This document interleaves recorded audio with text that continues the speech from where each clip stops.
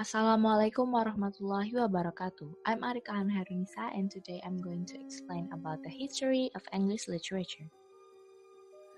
Okay, now we're moving to the Old English period. The term Old English was invented as the patriotic and philological companions. The more familiar term, Anglo-Saxon, has a far older pedigree.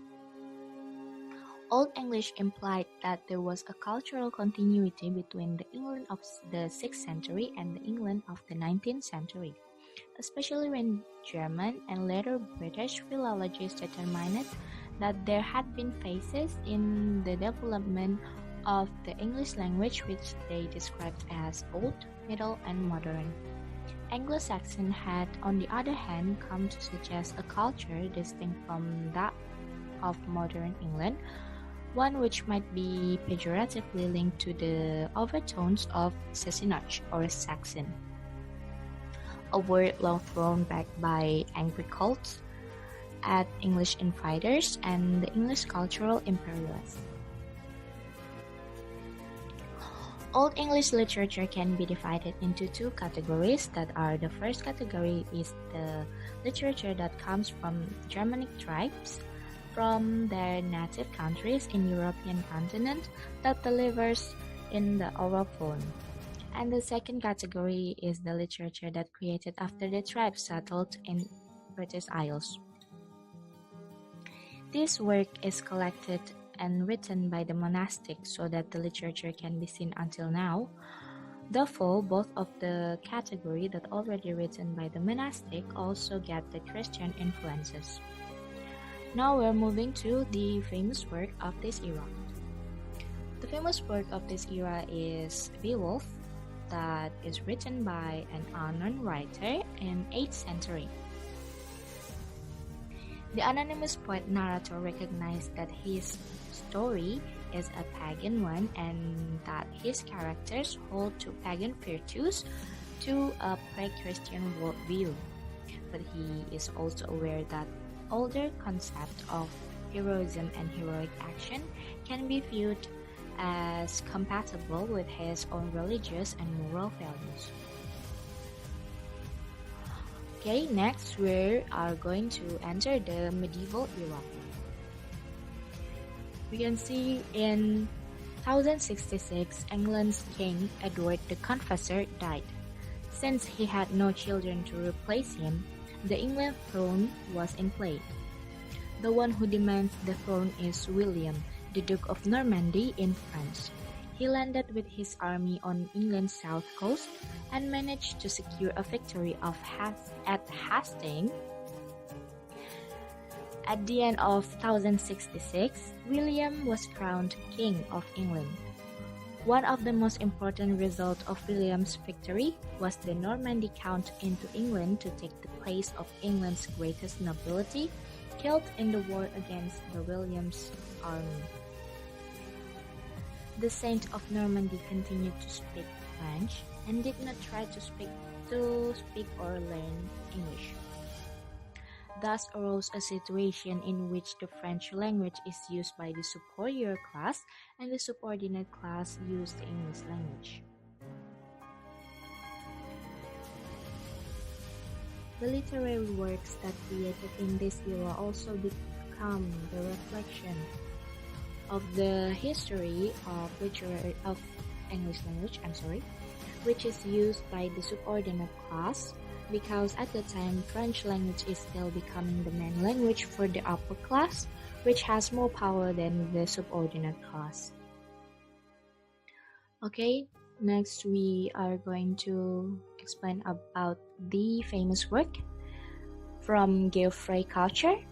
Geoffrey Chaucer is considered to be a father of English poetry because he wrote in English rather than in French or Latin, because we can see that from my previous explanation, French language is more used than the English language. His Canterbury Tales record the imagined conversation of pilgrims as they journeyed from London to Canterbury.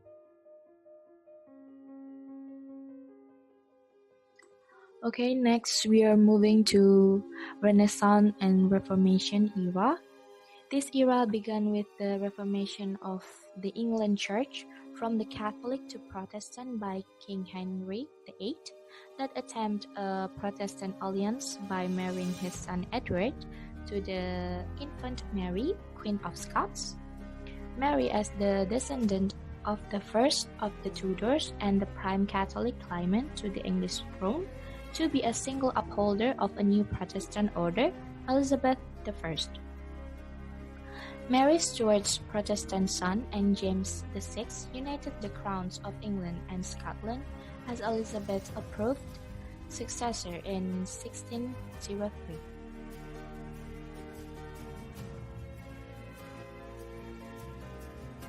The ideas in Renaissance era was brought by the scholars like humanism, genres of drama, Greece works that created or influenced the work in Reformation era and became the peak of the Renaissance era. So the idea created the works in England on the Reformation era. The barely discussed social ferment was accompanied by an intellectual revolution as the medieval synthesis collapsed before the new science, new religion, and new humanism. While modern mechanical technologies were pressed into service by Stuarts to create the scenic wonders of the court mosque, the discoveries of astronomers and the explorers were redrawing the cosmos that was profoundly disturbing. Okay, now we're moving to the famous work in this era.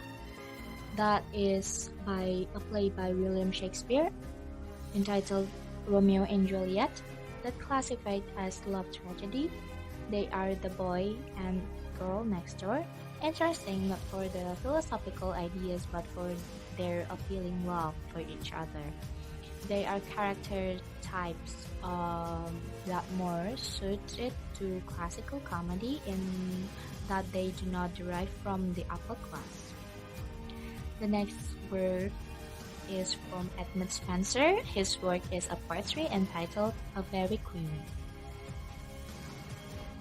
Okay, now we're moving to the next era, that is Revolution and the Restoration era. Here we can see that King James' son became the King Charles I in 1625. King Charles attempted to extend his ecclesiastical order and his liturgy to his northern kingdom of Scotland and began the drawn-out challenge to his authority, which ended his trial and execution and in the removal of the kingly office by the English Parliament. Charles and the chief instrument of his ecclesiastical policy, Archbishop Laud, were end their life on the scaffold after the failure of their attempts to assert the principle of uniformity in the Church.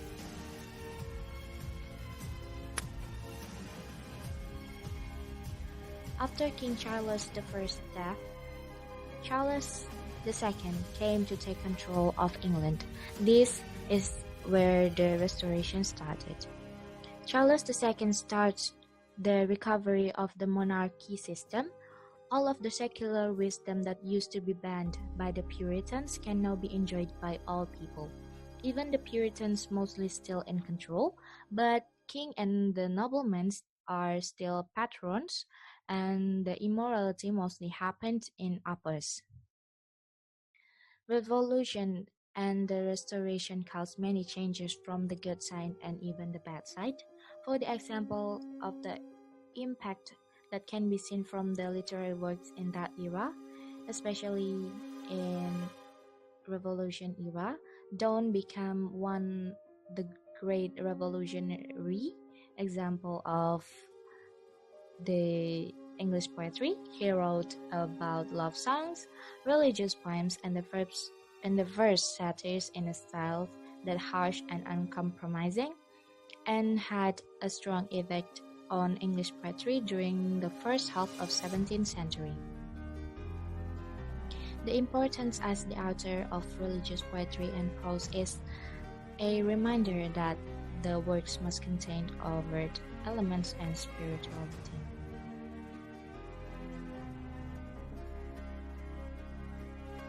Okay, now we're moving to the famous work that is from, the first one is from John Milton. The great masterpiece from this era is Paradise Lost and Paradise Regained by John Milton, that tell the stories respectively of the fall of the man and of his redemption. For Milton and the contemporaries, 1660 was a watershed where the necessitated a complete rethinking of assumptions and a corresponding reassessment of the literary language, traditions and the form appropriate to the new age. Next is from John Donne, in his poem entitled What to Read, the Songs and Sonnets and the Holy Sonnets, Seek True Religion. From the Satire 3 in Nobeth. Donne's poems, published posthumously in 1633, are best read in an annotated edition. Okay, I think that's all that I can deliver and explain for today. I can conclude that from the Old English until the Restoration era, we can see that there are lots of things that already happened. It starts from how the people thinking about the language, government, and even the society.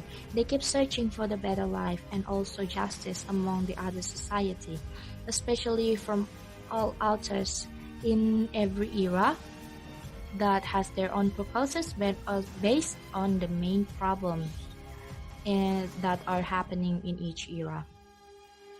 Okay, I think that's all that I can deliver today. The last I said, wassalamualaikum warahmatullahi wabarakatuh. Thanks for watching, stay healthy and have a great day.